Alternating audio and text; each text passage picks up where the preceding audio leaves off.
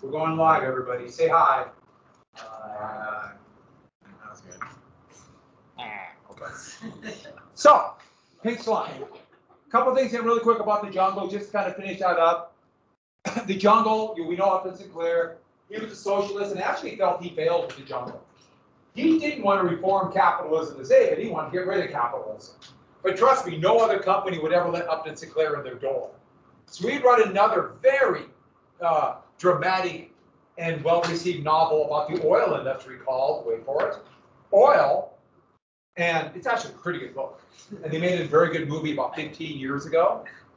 But he had to do it all from what he heard about the oil refinery business because they wouldn't let him near it. And we're not done with Sinclair. He will come back in 1936. He would try to run as the reformist New Dealer governor of California, and big business would pour in millions of dollars. Millions of dollars for that time. It was unheard of amount to keep him out as governor of California. They succeeded. Yeah. Is he like the new cast? No. No, he would have been very much appalled by that too. Yeah. So, one thing came out of this in 1906 Pure Food and Drug Act. The Food and Drug Act, the Pure Food and Drug Act was already proposed, but then popular outcry from the jungle and also big business dropped their opposition. It created a regulatory body, the Food and Drug Administration. And so, Caitlin, you're not doing the math now. And the Pure Food and Drug Administration, the members are appointed by the president. And so you can imagine this is the problem with regulatory bodies. You have the president, or the issue with it, if the president is for regulation, the people on the FDA, like they were on the ICC or whatever it might be, really want to regulate food safety, drug safety. If the president is opposed, they don't regulate. You can really tell, and it used to not be so much by party, but now it is by party. One party is definitely more pro-regulation of food safety, worker safety, et cetera. One is not at all. And so the other big issue was it was written in the law. Only exports for the first year. And the reason was this. European countries, especially Great Britain, that were buying more and more American-made food, were upset at the quality of the American food and the garbage they were eating. And beginning before the jungle came out, European markets were beginning to shut down, saying, we want some kind of standards from the United States. So big business began to change and thinking, we need some kind of floor, let's hope bare minimum as low as possible, to tell European markets we're actually serving them safe food. And so they dropped their opposition, but you notice it's only for exports at first. For the first year, they still sold the same unregulated, unchecked food in the United States. Why? Because they had the stockpiles of the old stuff they wanted to get rid of. So they got rid of it in the United States. So the Americans kept eating the same slop. Should add, that shows the power of big business, but also how difficult it is to get a law passed. Even with the popular outcry from the jungle, there wasn't enough progressive Democrats and Republicans to push it through, unless they agreed to that 1 year. It's really hard to pass laws, and you don't need a majority. In the Senate at that time, it took less than a third. Now it takes 40 members in the Senate to stop any law. That's all it takes. And if it doesn't pass the Senate, it doesn't pass anything. It's really hard to pass laws. And in the U.S. House of Representatives today, simply doesn't pass anything. But it also limited patent medications. Patent medications are medications sold over the counter. And they were selling cures for everything. And this kind of science and actually medical care that worked was so new that people bought it.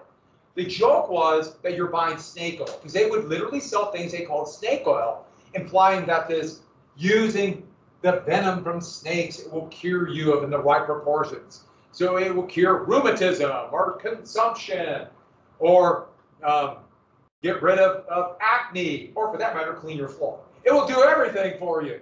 They would just sell it all. So there were no requirements at all of what's being sold for medication, all over the counter. And some brand new chemicals or extracts from plants were being sold Well, let me give you an example. Does anybody know what the doctor in Dr. Pepper wants? Heroin. Coca-Cola had cocaine. They would sell products to give to your babies. If, let's say they're teething and can't sleep, products that you would just rub on their gums and they would fall asleep, mixed in with heroin or just straight brandy. And yes, they also had cocaine teething tablets, which I'm thinking, oh wait, cocaine would be this best. I guess we'd be good when they woke up in the morning. They're not going to sleep with that. So they're just selling hard drugs. And so they begin to look into it. Now it's going to take, all throughout the next 30 years, they would come up with different levels of drugs. But this still is the way they go through the process through the FDA of prescription drugs, drugs you buy over the counter, and illegal drugs all go through this process that would begin in 1906. One more thing, same deal, the Meat Inspection Act. So the meat inspection would be meat of the major livestock that would be raised to slaughter. Cattle, pork, cattle, pigs, sheep, chicken. The major ones. But they gave, and this is still the law today, a way to sample this. So they would take random samples of whatever meat it might be, or hamburger. No one really had hamburgers where you have the mass industrialization of slaughterhouses. But they would take it, and how you would look at it. You got a piece of meat, and this is still the law today. Look at it, touch it, smell it. That's all. That's the law today. And so that's all they're obligated by the original law. Now, the Department of Agriculture that does it, so it's a little bit different. We have a multi-tiered and therefore probably too complex way of checking food and everything else. But the Department of Agriculture, they have set guidelines through what they see as their policy to test meat. Now they call it chemical testing, but look for bacteria, listeria, things like that. But the important thing is that's not in the law. That's not in the law. That would be later on that courts would allow them to go beyond what's in the law as new policies, new methods, or new dangers are being found. We'll come back to that. So this is why I want to talk about regulation, and this is why the jungle, to give you the progressive argument against laissez-faire. We talked a lot about laissez-faire, development corporations, capitalism, justification for it, social Darwinism. Here's the opposite way. It's not socialism. It's the same capitalism. So let's get to number 4. We did now lots of regulation. Got to talk about this. This is big. All these are ways to deal with capitalism. So anti-monopoly, remember that's antitrust. Oh, I almost forgot something. So everyone got that? The one that strengthened the Sherman Act, the Sherman Antitrust, that's the Clayton Act.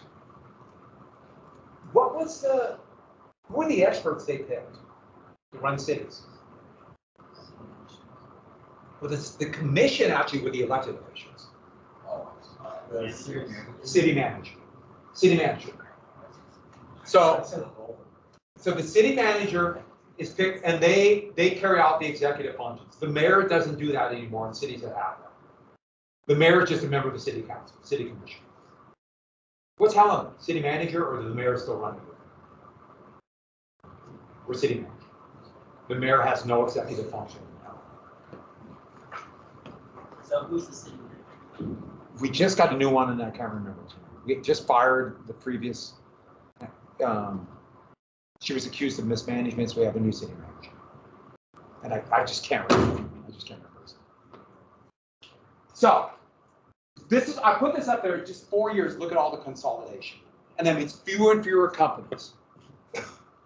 Oh, what are laws that are started by the people and then voted by the people? They are initiated by the people. Initiative. Laws that are started in the legislature, referendum. All right, so monopolies restrict competition.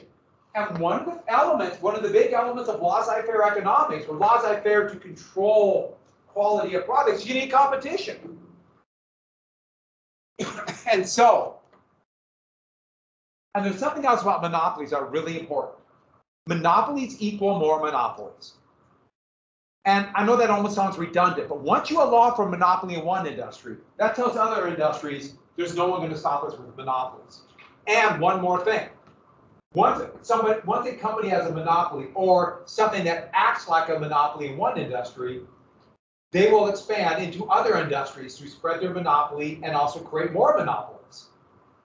And that's called, remember we have horizontal integration and vertical integration. Remember those two names? So they'll go both ways. A really easy example would see with Netflix. Who has Netflix anymore? I have Netflix. It's, yeah, I don't know if it's worth it anymore, but probably not.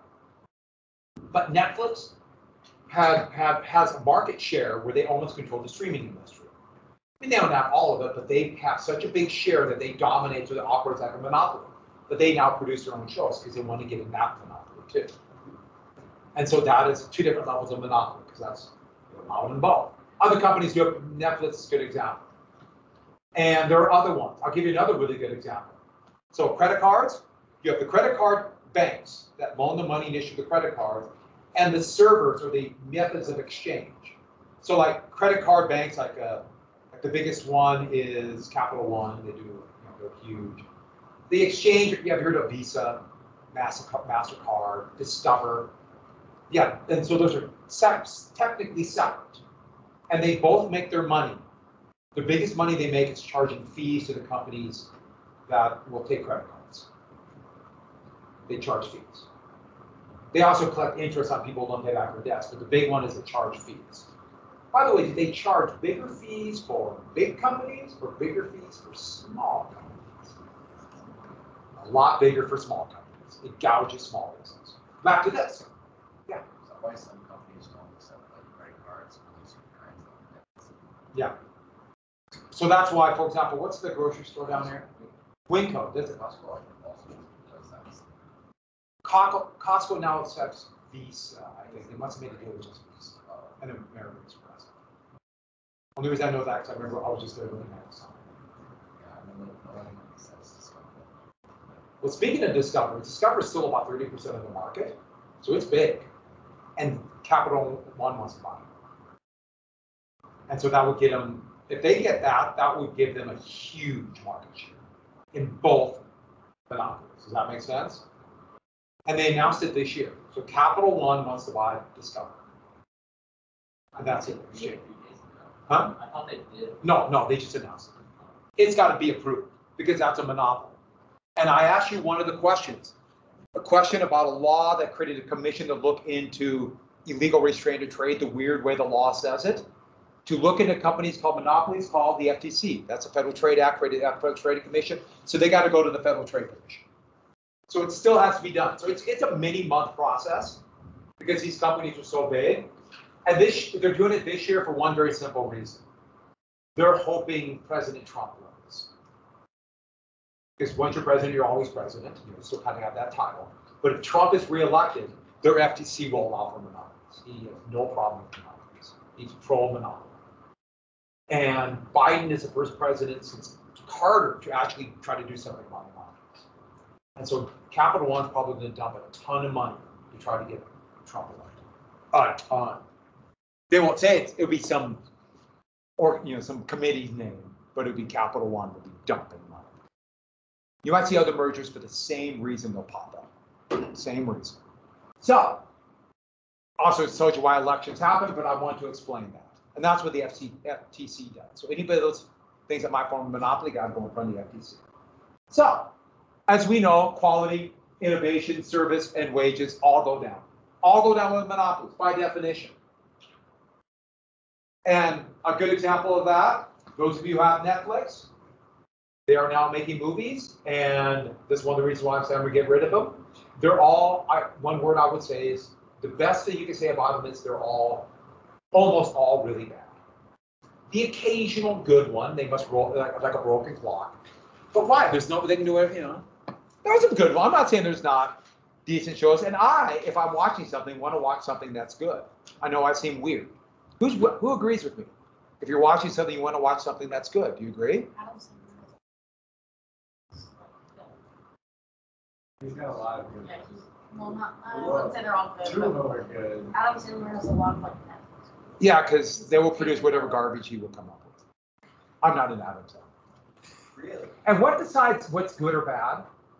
Me, right? Same with music. I decide what's good music. And all of you should agree with me if you want to graduate. Moving on. Yes, but overall, I mean, just quality goes down. You can see, what's one that someone talked about fourth period? You know, Boeing used to be the epitome of a well-engineered, well-managed company that cared about safety and quality. And they've just totally abandoned that. Just totally. And it actually kind of makes me mad because that was something to be really proud of. And they just don't do it anymore. Yes, I'm going to potentially fly on an airplane over spring break. So it makes me, and what kind of plane will I probably get? Airbus, please. It's weird now to cheer for a French/German plane. Why not, huh? And also, monopolies dominate politics. We talked about the trust and all that.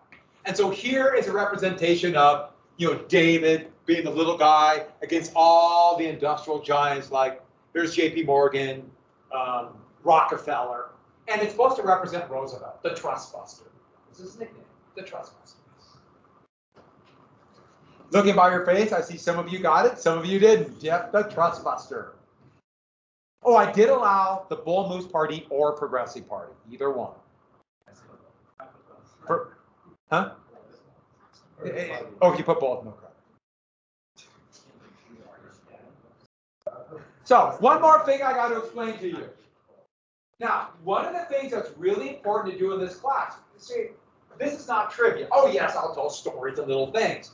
But we're relating how these historical events in history relate today. And so, especially with the New Deal, starting with the Progressive era with the New Deal, President Franklin Roosevelt, there's a lot of regulation about monopolies and food safety. And then in the 1960s, we start getting regulations about clean air, clean soil, more worker safety regulation. Well, in 1984, the Supreme Court made a ruling about who can administer rules. And it's called, everyone's favorite, the Chevron deference. It's named for a lawsuit that involved the Chevron Corporation. Some of you might have heard of the Chevron deference. Has anyone heard of the Chevron deference? It's only one of the most important parts of American law. That you're not alone if you haven't heard about it. Now you're going to hear about it. But what it says is this. Laws, or some of these regulations are so complex, there's no way they could write a law that has everything that might be in it. Especially as science changes and we realize different ways of testing for food safety, or testing for pollutants, or new pollutants that we didn't realize were so dangerous, weren't in the law. So experts in these regulatory agencies, so regulatory experts, why am I saying sports now? Experts, like in the Environmental Protection Agency, they can be given the deference, that's why it's called Chevron deference, to decide new regulations. So remember I told you about the Meat Inspection Act, and it was look, touch, smell, and you're missing a lot of stuff? Well, the reason they do now chemical testing is the Chevron deference. The Clean Air Act, they did not have specific requirements back in 1968 and 1971, the laws that we still basically operate under, about sulfuric acid that was going in the air because of coal-fired power plants.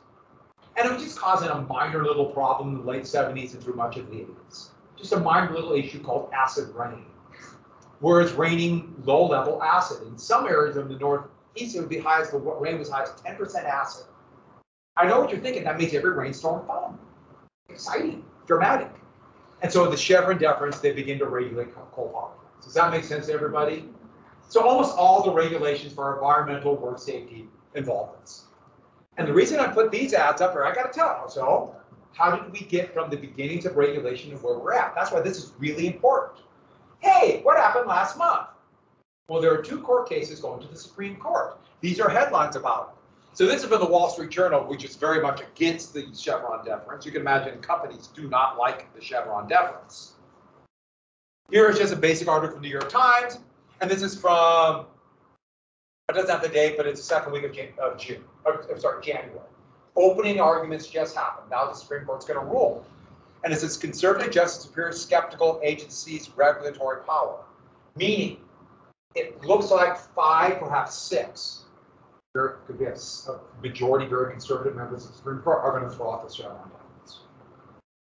And what that means is every environmental regulation or water regulation will probably begin the process of disappearing. Because they don't write laws with everything. Yeah, so this is kind of, what's the word I'm looking for?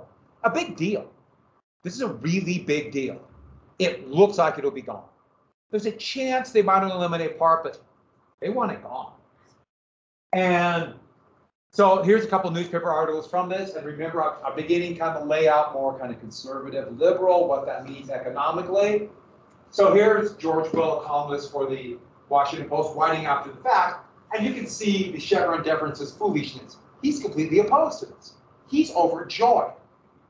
This is from a columnist who's writing in a couple different places, but this was in the Guardian newspaper. And Strangle the Power. The article is very negative towards that potential ruling. A way to look at it is that opinion is terrified about what could happen to the environment if the Chevron deference goes away. So this is a decision to be made. This is a big deal. Let's get to conservative or liberal then.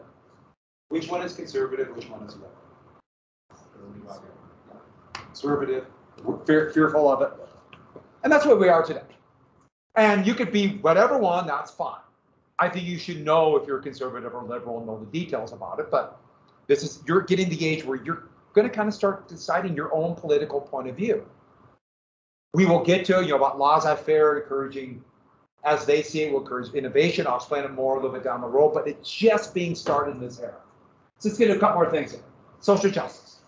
Social justice or social welfare is this idea that progressives have that there's a morality that's lacking in laissez-faire. You can't do anything with your property. And I don't mean just like your little plot of land. I'm talking about your wealth and your factories and accumulating gold that might create a bubble and destroy the economy. So we're talking about big amounts of property. We're not talking about regulating what you do with your pencil. So, and this concept of the community over profit. You can't do whatever you want to make money, especially gouge. You know what gouging means? To charge really high prices for essential services.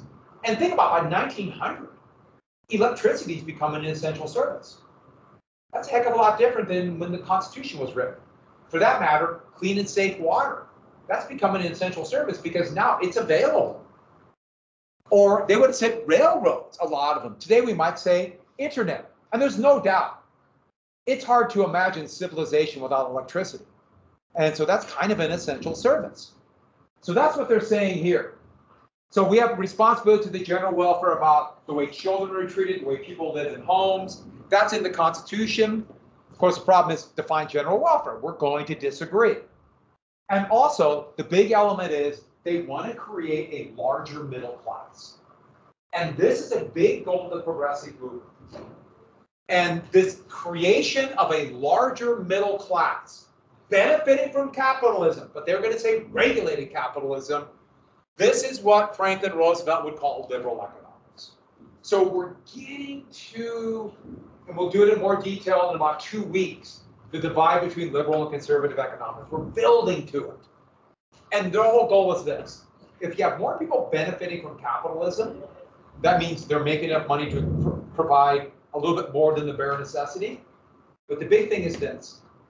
A big middle class, it's not today. If they have hope that tomorrow will be just as good as better.